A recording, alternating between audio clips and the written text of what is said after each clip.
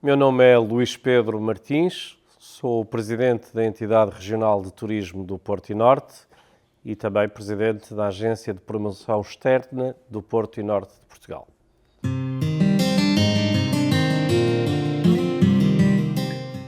Tem sido muito interessante no trabalho que estamos a desenvolver no Porto, a relação que fazemos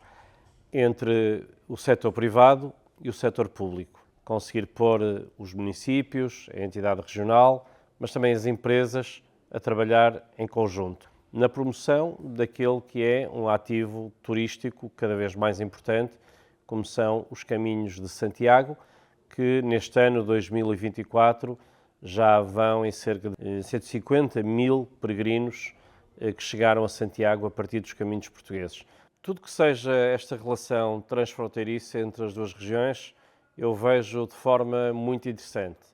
Nós temos dado um bom contributo para a promoção dos caminhos de Santiago. Nós temos agora uma grande oportunidade com a criação do Cluster Tour, que é um cluster de turismo da Euro-região, o primeiro de uma Euro-região a nível da União Europeia, e o que queremos fazer